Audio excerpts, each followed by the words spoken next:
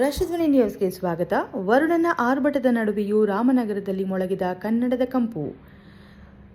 ಉತ್ತರ ಕನ್ನಡ ಜಿಲ್ಲೆಯ ಜೋಯಿಡಾ ತಾಲೂಕಿನ ರಾಮನಗರದ ಸರ್ಕಾರಿ ಪ್ರೌಢಶಾಲೆಯಲ್ಲಿ ದಾಂಡೇಲಿಯ ಮಾಜಿ ನಗರಸಭೆ ಅಧ್ಯಕ್ಷ ಗೋವಿಂದ ಮೇಲಗೇರಿ ಅವರ ನೇತೃತ್ವದಲ್ಲಿ ಕಲಾ ಕೌಸ್ತುಭ್ ಸಂಸ್ಥೆ ವತಿಯಿಂದ ಕವಿಗೋಷ್ಠಿ, ಪ್ರತಿಭಾ ಪುರಸ್ಕಾರ ಹಾಗೂ ಕನ್ನಡ ಸಿರಿ ರಾಜ್ಯ ಮಟ್ಟದ ಸೇವಾರತ್ನ ಪ್ರಶಸ್ತಿ ಪ್ರದಾನ ಸಮಾರಂಭ ನಡೆಯಿತು. ಕಾರ್ಯಕ್ರಮವನ್ನು ಕನ್ನಡಾಂಬೆಯ ಭಾವಚಿತ್ರಕ್ಕೆ ಪುಷ್ಪಾರ್ಚನೆ ಹಾಗೂ ಸಸಿಗೆ ನೀರಿಡುವ ಮೂಲಕ ಉದ್ಘಾಟಿಸಲಾಯಿತು. ಉದ್ಘಾಟಕರಾದ ಸಾಹಿತಿ ಆಂಟೋನಿ ಜೋನ್ ಕನ್ನಡ ಭಾಷೆ ಉಳಿಸುವ ಜವಾಬ್ದಾರಿ ಪ್ರತಿಯೊಬ್ಬರ ಮೇಲಿದೆ ಎಂದು ತಿಳಿಸಿದರು. ಮುಖ್ಯ ಅತಿಥಿ ನ್ಯಾಯವಾದಿ ರಾಜಶೇಖರ್ ಕಾನೂನು ಜಾಗೃತಿ ಕುರಿತು ಮಾತನಾಡಿದರು. ಈ ಸಂದರ್ಭದಲ್ಲಿ ಕವಿಗೋಷ್ಠಿಯಲ್ಲಿ 10 ಕವಿಗಳು ಭಾಗವಹಿಸಿದ್ದು, ಎಸ್ಎಸ್ಎಲ್ಸಿ, ಪಿಯುಸಿ ಹಾಗೂ ಪದವಿ ವಿಭಾಗಗಳಲ್ಲಿ 90%ಕ್ಕೂ ಹೆಚ್ಚು ಅಂಕ ಪಡೆದ 10 ವಿದ್ಯಾರ್ಥಿಗಳನ್ನು ಪ್ರತಿಭಾ ಪುರಸ್ಕಾರ ನೀಡಿ ಗೌರವಿಸಲಾಯಿತು.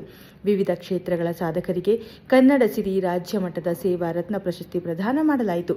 ಶಾಲೆಯ ಪ್ರಾಂಶುಪಾಲ ಮಾರುತಿ ಪಾದನಕಟ್ಟಿ ಅಧ್ಯಕ್ಷತೆ ವಹಿಸಿದ್ರು. ಶಿಕ್ಷಕ ಗಿರೀಶ್ ಶಿರೋಡಕರ ಕಾರ್ಯಕ್ರಮ ನಿರೂಪಿಸಿ ಮಂಜುನಾಥ್ ಕೂಟಬಾಗಿ ವಂದಿಸಿದರು. ಕಾರ್ಯಕ್ರಮದಲ್ಲಿ ಗಣ್ಯರು, ಶಿಕ್ಷಕರು, ವಿದ್ಯಾರ್ಥಿಗಳು ಹಾಗೂ ಸಾರ್ವಜನಿಕರು ಉಪಸ್ಥಿತರಿದ್ದರು. ಸ್ಥಳ ರಾಮನಗರ.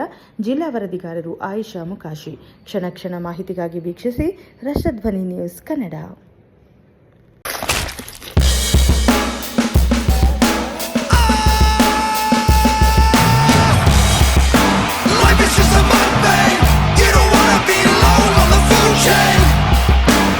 It's just a